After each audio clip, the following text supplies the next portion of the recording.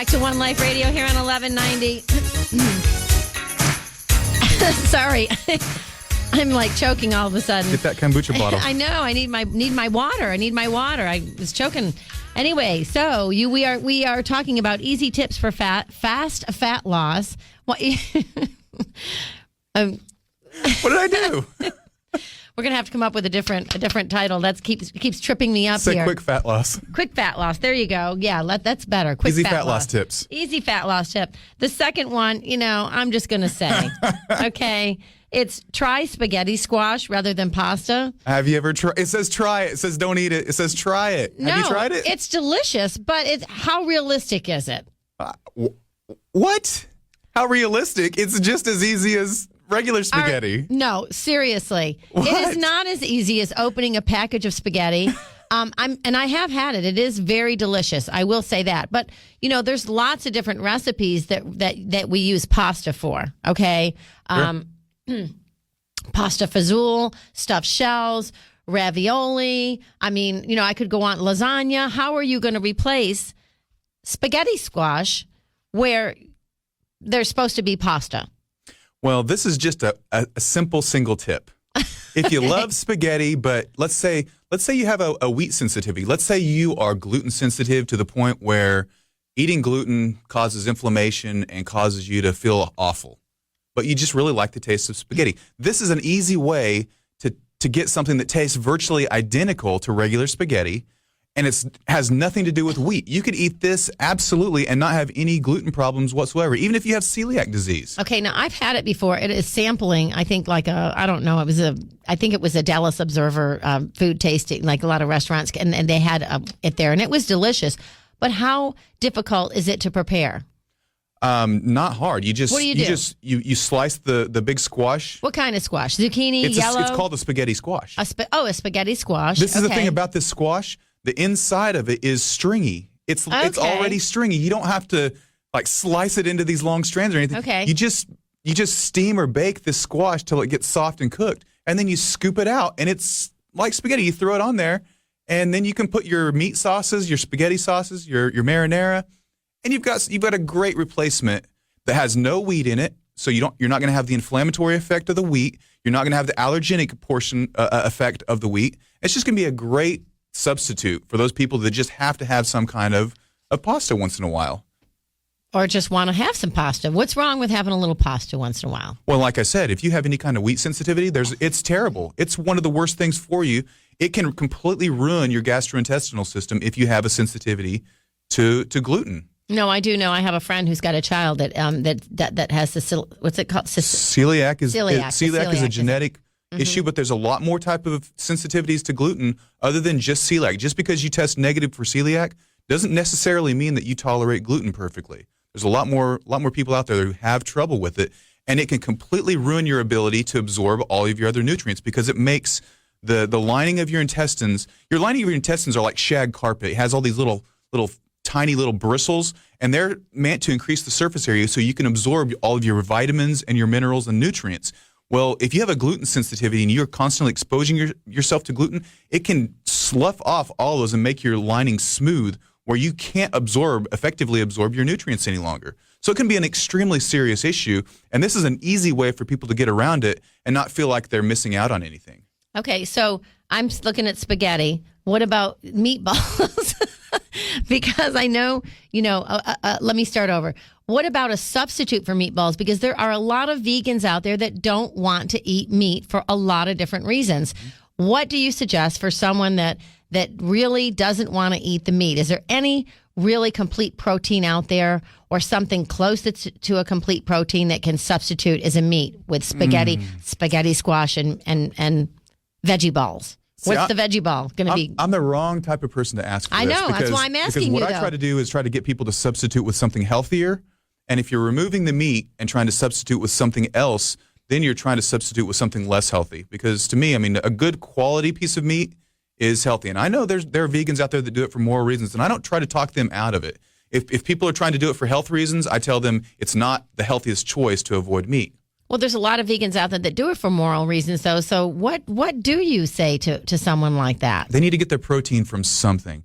that first of all, they need to be getting protein, but they also need to be getting carnitine because the other protein sources don't have enough carnitine. So if you don't take the carnitine along with it, you're going to use all that protein to make your carnitine. So you're wasting it away. You're going to waste your muscle tissue, and you're going to waste the little bit of protein that you do have. So I would say get something like a raw whey protein, for example. That's a good one if you're not vegan. If you're just vegetarian and you don't eat red meat or don't eat chicken, this is a great substitute. A lot of vegetarians still eat dairy, so this is a nice, clean, quality dairy source. If you're vegan, I would say go with a fortified pea or a fortified rice protein and eat quite a bit of it. It needs to be fortified, otherwise you're not getting a complete protein. But that's a pretty decent vegan type of protein. Okay.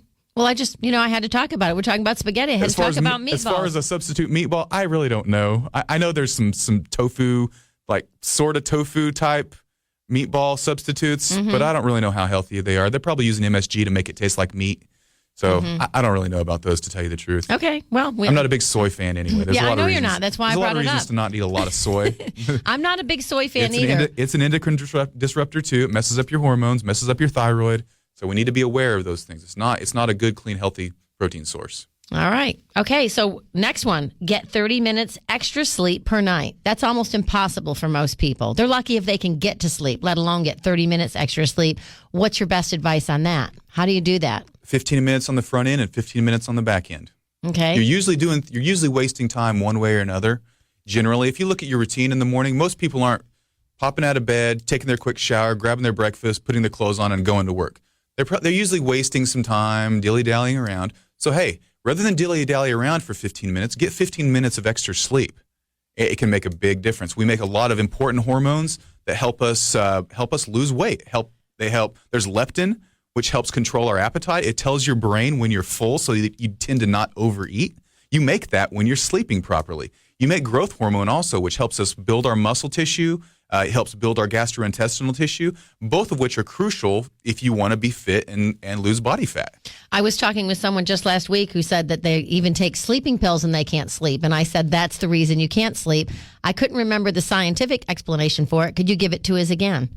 Yeah, they knock out, the normal sleep cycle. We're supposed to go through deeper and deeper sleep as the cycle goes. 4 cycles, One, right? 2, 3, and 4, and then back to REM where our eyes flicker. And then that cycle starts over, 1, 2, 3, 4, with the 4 being the deepest.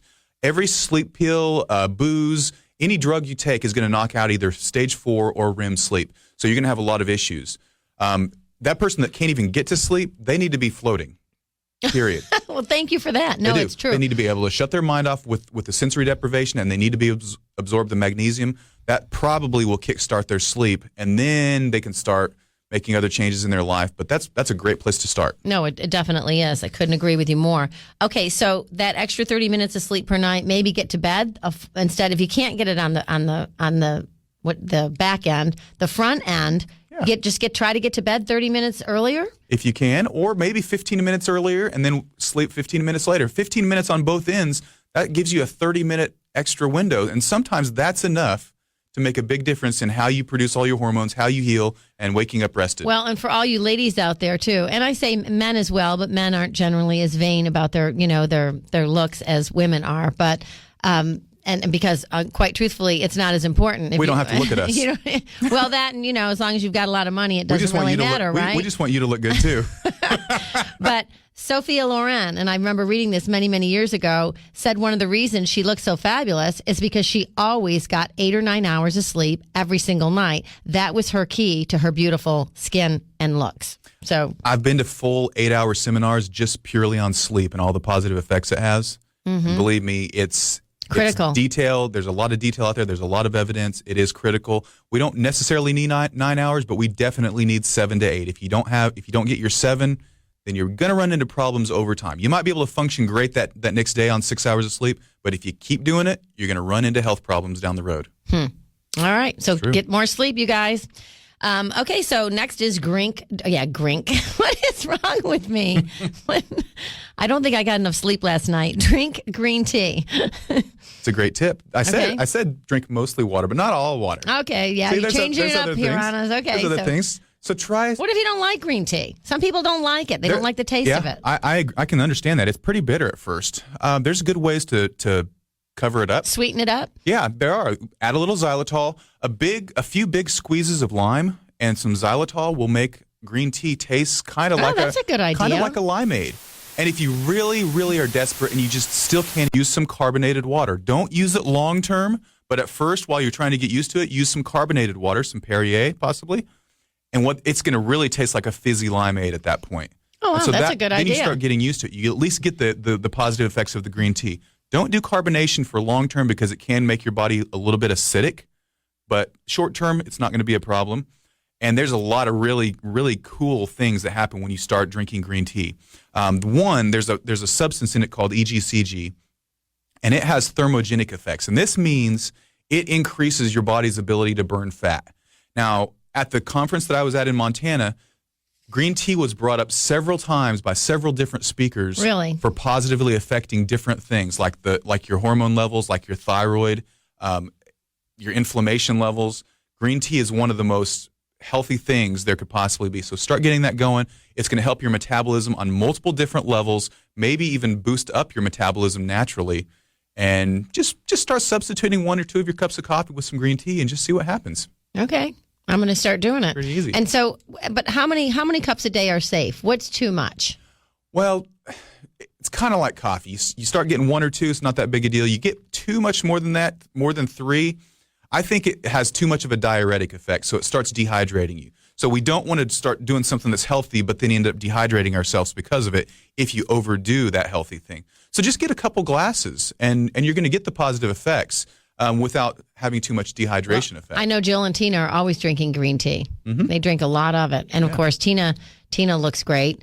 Tina got a great award from the Europa Championship. It's international. I shouldn't probably have brought it up till I know exactly what it is I'm talking about. But she got an award. She is in the Hall of Fame. They're presenting her with an award on Saturday afternoon at the convention center. Congratulations to Tina. She's awesome. going into the Hall of Fame, and she was chosen as the top trainer in the Dallas area. So kudos to Tina, and she's awesome. She's worked hard at it. She knows what she's talking about. She is great, and she practices what she preaches. You can tell if you ever meet absolutely. Tina, you'll know that she's eating right and she's doing the exercise that she's advising. Yeah, and I'll put the official post out there what it actually is.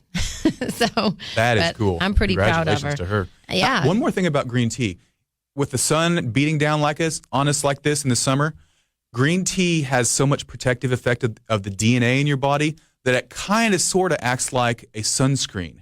Not fully like a sunscreen, but if you take some green tea tablets, if you get a high enough concentration before you go out in the sun, it will slow down the rate of you getting a sunburn. Really? It has such an awesome protective effect. So it's good for your skin as well? Yeah, it protects the DNA in your skin. Wow. You will burn less. Now, I'm not saying you can go out in 4 hours of sunlight from 10 to 2 and not get any burn.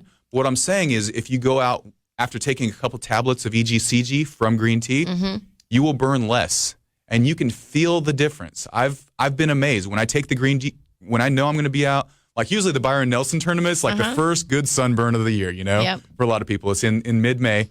If I take that green tea, I don't feel much of a burn at all. If I don't, I'll really feel it, the burn in the back of my neck. Well, I know that they use a lot of green tea extract in a lot of the beauty products now, the skin creams, the eye creams.